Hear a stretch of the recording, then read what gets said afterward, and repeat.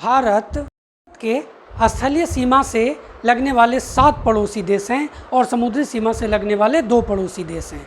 किसी के साथ बहुत अच्छे संबंध हैं, किसी के साथ सामान्य संबंध है और किसी के साथ बहुत ही बुरे संबंध हैं। ये बुरा संबंध हम भारतवासियों ने पैदा नहीं किया, ये उन देशों की महत्वाकांक्षा और उनके गंदे सोच का नतीजा है कि भारत जैसे विश्व गुरु और पूरे विश्व को संस्कार सिखाने वाले देश के साथ उनका गंदा संबंध है। ये उनका दुर्भाग्य है। सभी देशों के साथ एक सीमा का निर्धारण है और हम भारतवासी इसी को फॉलो करते हैं। हम चाहते हैं कि हम अपने सीमा के अंतर्गत काम करें और पड़ोसी देश अपने सीमा के अंतर्गत काम करें, लेकिन कुछ पड़ोसी देश अपने आदत से लाचार हैं और वो सीमा लांघने की कोशिश करते हैं। पर हम भारतवासियों की ये हमेशा से ये संस्कार में रहा है कि हमें अगर कोई छेड़ेगा तो हम उसे छोड़ने वाले नहीं, हम किसी को छेड़ते भी नहीं। तो सभी के साथ एक सीमा है, इसी सीमा पर आज मैं आपसे बात करूंगा, लेकिन उसके पहले मैं चाहता हूं कि आप मेरे चैनल को सब्सक्राइब करें, बेल आइकन को ज़रूर दबा दें ताकि आने वाला भी वीडियो आपको सबसे पहले मिल सके और आप मेरे वीडियो को लाइक और शेयर ज़रूर कर लें। दोस्तों, आज मैं आपसे भारत और पाकिस्तान के साथ लगने वाले सीमा यानी LOC और भारत और चीन के बीच निर्धारित सीमा LAC के बारे में आपसे बात करूंगा। मैं आज आपको इसके बारे में पूरा डिटेल में बताऊंगा। मैं इन दोनों के बारे में बताऊंगा कि ये क्या हैं, इनका इतिहास क्या रहा है, इनकी सीमाएं क्या हैं, किन पड़ोसी राज्यों से हमारे ये लगते हैं, पूरा डिटेल में मैं आज आपके साथ चर्चा करने वाला हूँ। मैं चाहता हूँ कि आप ये वीडियो अंत तक देखें।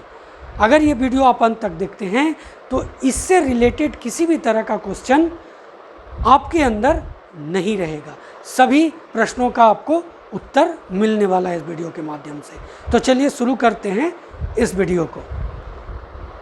चर्चा की शुरुआत हम लोग इंडिया और पाकिस्तान के बीच LOC और इंडिया और चाइना के बीच LAC क्या है इससे करते हैं। देखिए, भारत जो है पाकिस्तान और चीन के साथ एक बहुत बड़ी सीमा साझा करता है, लेकिन दोनों ही सीमाएं अत्यंत संवेदनशील हैं। कई बार इन सीमाओं को लेकर के युद्ध हो चुके हैं।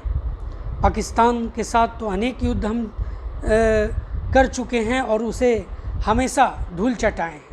चीन के साथ 62 के युद्ध में हमारी हार हुई थी और एक बहुत बड़ा क्षेत्र अपने कब्जे में ले लिया था, लेकिन इन सीमाओं पर चीन जो हमसे ले लिया, पाकिस्तान से जो मतलब LOC का निर्धारण हुआ, उसके बाद भी इन सीमाओं पर अक्सर तनाव की स्थिति बनी रहती है और ये तनाव की स्थिति ये पाकिस्तान और चीन पैदा करते हैं, हम भारतवासी नहीं।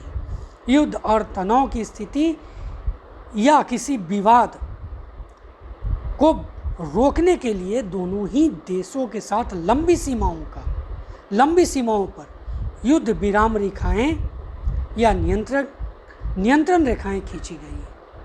उसी को ना हम LOC या LAC कहते हैं। लेकिन ये जान लीजिए कि न इस LOC से पाकिस्तान संतुष्ट है और न इस LAC से चाइना संतुष्ट है। ठीक है, ये दोनों के बीच में जो रेखाएं खींची गई, चाहे पाकिस्तान के साथ हो या फिर चाइना के साथ हो, इन दोनों ने हमें हमेशा तंग करने की कोशिश की है क्योंकि इनकी प्रवृत्ति ही गंदी है। बात करते हैं LOC या line of control. Full form होता है LOC का लाइन ऑफ कंट्रोल। देखिए, इंडिया और पाकिस्तान की सीमा पर जम्मू और कश्मीर क्षेत्र में स्थित यह एक नियंत्रक रेखा है। ये एक सीज फायर यानी युद्ध विराम की रेखा है जो 1972 में दोनों देशों के बीच निर्धारित की गई थी 1971 के युद्ध के बाद। इस रेखा के उत्तर और पश्चिमी हिस्से पर पाकिस्तान का नियंत्रण है, जबकि पूर्वी और दक्षिणी हिस्से पर भारत का नियंत्रण है। ये देखिए, यहाँ पर आपका ये फिगर क्लियर कर रहा है। जो भारत का एरिया है वो पूर्वी और दक्षिणी है, और जो पाकिस्तान का एरिया है वो कहाँ है, वो उत्तरी और पश्चिमी एरिया है। ठीक है, तो ये आपका LOC है। इस फिगर में और आपको क्लियर हो जाएगा। ये देखिए, ये मैप जो है यहाँ पर, ये आपको मैं बता रहा हूँ, देखिए 1972 लाइन ऑफ कंट्रोल, ये एरिया आप ये यहाँ पर जो लिखा हो, तो ये जो आप लाइन देख रहे हैं ना, ये लाइन ही क्या है, ये लाइन, ये जो है ना, ये लाइन ऑफ कंट्रोल है। आप देखिए इसमें क्या है, उत्तरी और पश्चिमी भाग पर किसका, पाकिस्तान का कब्जा, और पूर्वी और दक्षिणी भाग पर किसका कब्जा, तो हिंदुस्तान का कब्जा। तो ये क्लियर हो गया। तो अब चर्चा करेंगे LOC या लाइन ऑफ कंट्रोल के हिस्ट्री के बारे में, इसके इतिहास के बारे में। ये जानना बहुत ज़रूरी है। देखिए, इसमें मैं पॉइंट वाइज आपके बीच में इसको रखा हूँ। तो 1947 के बंटवारे के बाद एक अंतर्राष्ट्रीय सीमा तय की गई थी, जिस रेखा द्वारा दोनों में जो विभाजन हुआ उसे रेड क्लिफ रेखा नाम दिया गया। रेड क्लिफ उस समय ब्रिटेन के एक जाने माने वकील थे। उन्हें कुछ भारत के बारे में आइडिया नहीं था और उन्हें ये काम सौंप दिया गया था, और वो यहाँ आकर के ऐसा कर गए थे, और जो आज तक विवाद का जन्म उन्होंने दे दिया।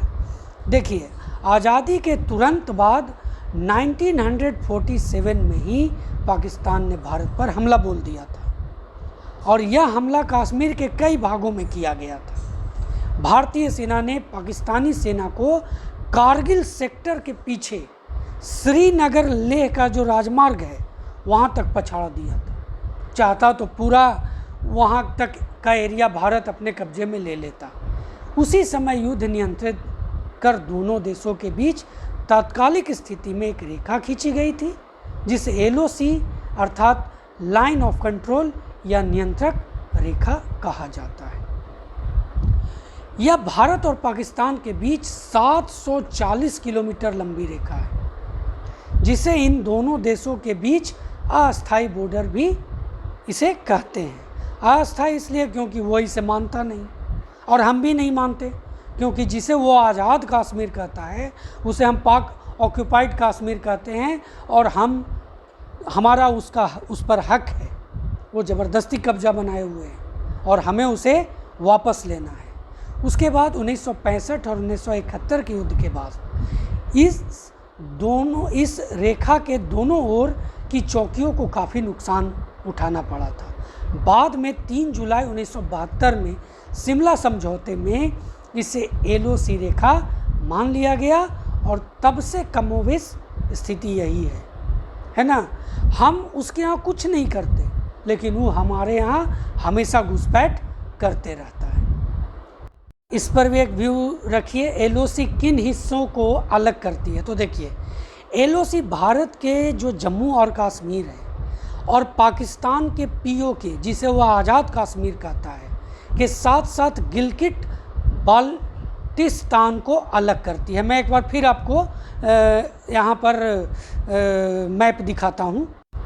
ये देखिए, ये गिलगिट बाल्टिस्तान, ये वाला एरिया जो है, ठीक है, और यहाँ पर बाल्टिस्तान, ये बाल्टिस्तान, आप ये देखिए, ये बाल्टिस्तान है ना, और साथ ही साथ ये देखिए जो उससे वो आज़ाद कश्मीर और हम POK कहते हैं, ये वाला एरिया, ये जो पूरा है ना, इसे अलग करती है।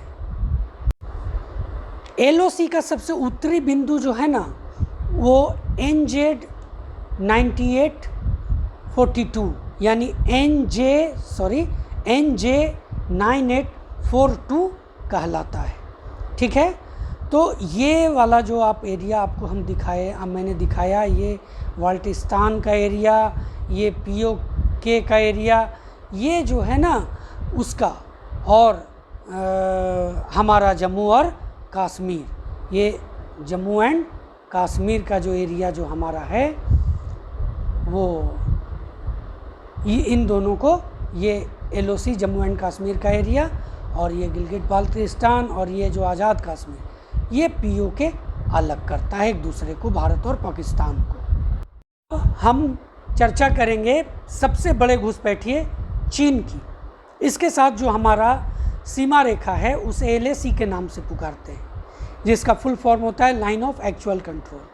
भारत पाक युद्ध हुआ 1947 में, उसके बाद जम्मू कश्मीर का एक अधिक हिस्सा पाकिस्तान में चला गया था। तो उसके बाद पाकिस्तान ने क्या किया कि वो तो ये चीन का एक तरह से कहिए तो गुलाम है, वो जो कहेगा वही करेगा, क्योंकि बदले में उससे बहुत कुछ उससे मिलता है, वो उसको भीख देता है और उस भीख के लिए वो कुछ भी कर सकता है। तो पाकिस्तान से चीन ने इसे अपने हिस्से में मिला लिया और उसी को अक्साई चीन कहा जाता है। यह सीमा रेखा जम्मू कश्मीर में भारत अधिकृत क्षेत्र और चीन अधिकृत क्षेत्र अक्साई चीन को अलग करती है। ऐसे भारत और चीन को जो रेखा अलग करती है उसे मैकमोहन के नाम से हम लोग जानते हैं। तो यह लद्दाख कश्मीर, ये मैं LAC की बात कर रहा हूँ, यह लद्दाख कश्मीर, उत्तराखंड, हिमाचल, सिक्किम और अरुणाचल प्रदेश से होकर के गुजरती है और इस सब को कहता है कि मेरे बाप का है। चीन के बारे में मैं बोल रहा हूँ, है ना, जो एक प्रकार का सीज फायर क्षेत्र कहा जाता है, क्योंकि 1962 के युद्ध में के बाद दोनों देशों की सेनाएं जहां तैनात थी उसे ही LAC मान लिया गया था। अब इसको मैं आपको एक मैप के थ्रू बताता हूँ। ये देखिए, इस मैप में ये क्लियर है, यहाँ पर ये देखिए, इस जगह पर ये अक्साई चीन है, ये अक्साई चीन है, ये इस जगह पर है ना। ये लाइन ऑफ एक्चुअल कंट्रोल आपको लिखा हुआ दिखाई दे रहा होगा, ये लाइन ऑफ एक्चुअल कंट्रोल है। और इसके देखिए एक तरफ क्या है तो चाइना है, एक तरफ इंडिया है। इससे लगने वाले मैंने जितने भी अभी राज्यों का नाम, भारत के राज्यों का नाम बताया, वो सभी राज्य इससे मिलते हैं। ये अक्साई चीन है, एक्चुअली में अभी ये चाइना के कब्जे में है, क्योंकि मैंने अभी आपको बताया कि ये उसका जो गुलाम है पाकिस्तान, वो उसको दे दिया, लेकिन भारत इस पर हमेशा क्लेम करता है, कहता है ये हमारा हिस्सा है। हम लोग चर्चा करेंगे LAC या लाइन ऑफ एक्चुअल कंट्रोल का विस्तार और लंबाई के बारे में।